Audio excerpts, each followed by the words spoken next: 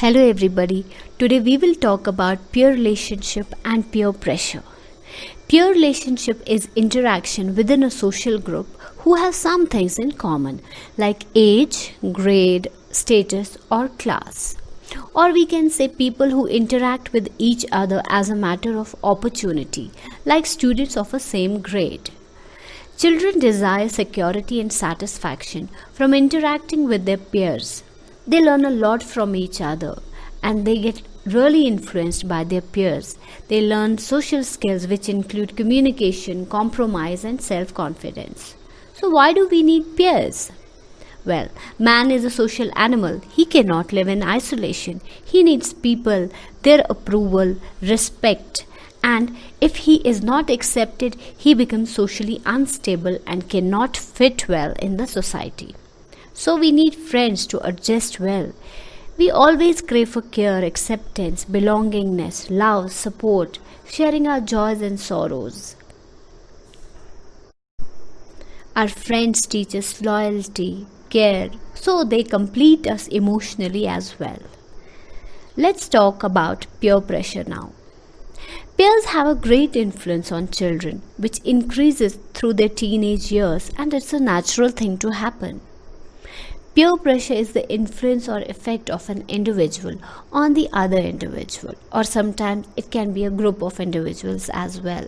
So they affect or influence our behavior or attitude. Now the question arises, why do we succumb to peer pressure?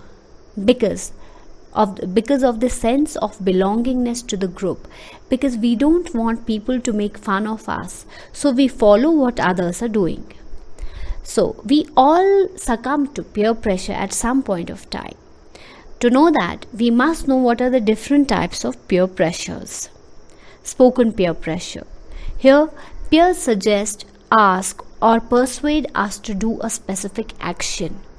And if this kind of peer pressure is in group, if the pressure is immense, it needs one-on-one environment. Unspoken peer pressure. Children watch their peers' actions and want to follow. This could be in the form of fashion, style, walking, laughing, talking, etc. Positive peer pressure. Peers can be positive, supportive, and helpful to each other in developing new skills or stimulating new interests.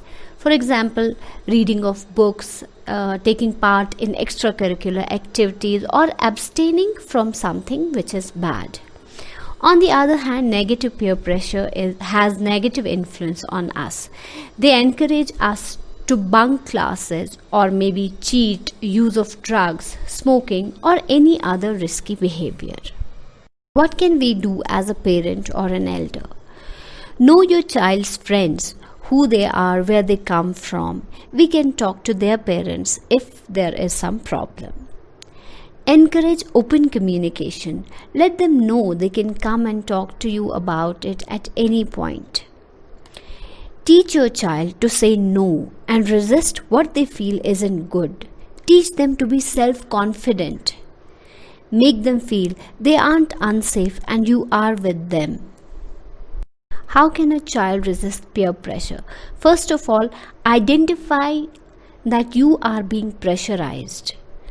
And then think about the result. For example, you are being asked to smoke a cigarette. Identify that you are being pressurized, that you don't want to do it. And if you do it, then think, what if somebody catches me smoking? And what would be the end result of smoking?